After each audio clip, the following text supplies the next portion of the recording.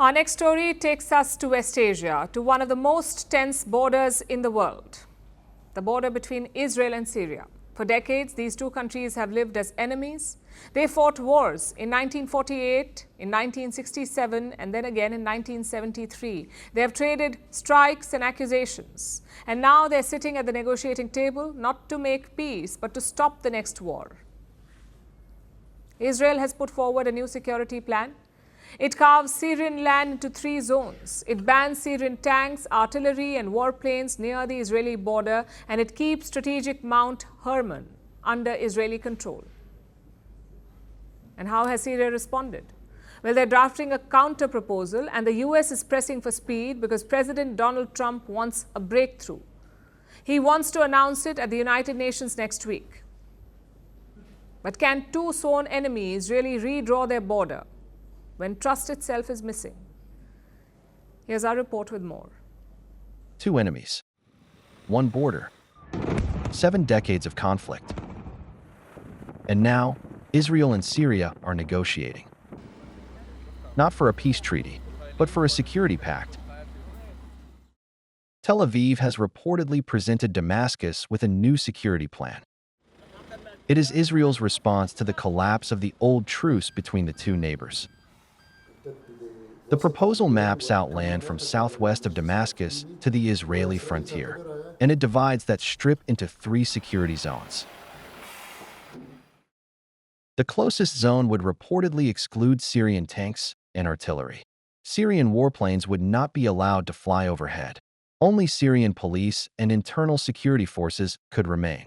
The second zone would allegedly allow limited Syrian forces, and the third zone would reportedly permit heavier deployments, further from the border.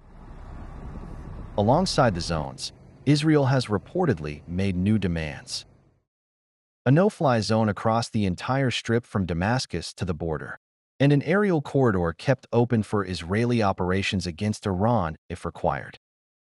At the same time, Israel insists on holding Mount Hermon. The summit overlooks both countries, and it is considered too strategic to give up.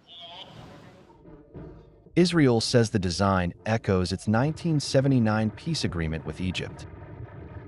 Back then, Tel Aviv and Cairo divided the Sinai Desert into zones. Now the same formula is being put on the table for Damascus.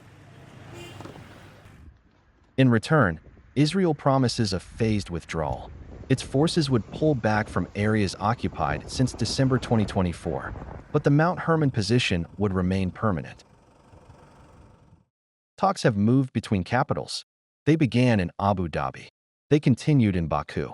They resumed in Paris. And the next round is set for London. Around the table are 3 players: Israel, Syria, and the United States. Washington is pushing for progress. President Donald Trump wants to make it official before the UN General Assembly session next week. The aim is to announce a diplomatic breakthrough on the world stage. But behind closed doors, progress is slow. Syria is still drafting its counterproposal, and no breakthrough appears close. The urgency for the pact is linked to violence in Syria's south. In July, Sweda province witnessed brutal clashes between the Druze and Bedouin militias.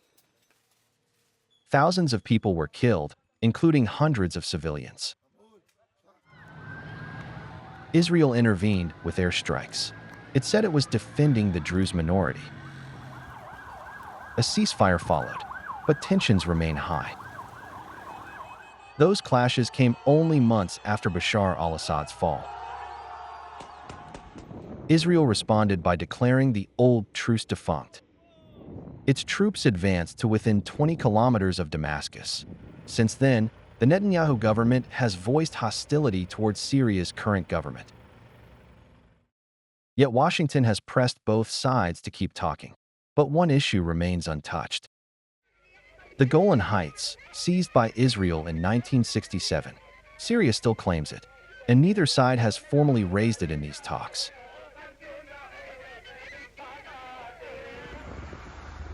So what comes next is uncertain. The talks may draw new security lines, or they may collapse, leaving the old divisions intact. For Israel, this is about security. For Syria, it is about sovereignty. For both, it is a fragile peace gamble after decades of war.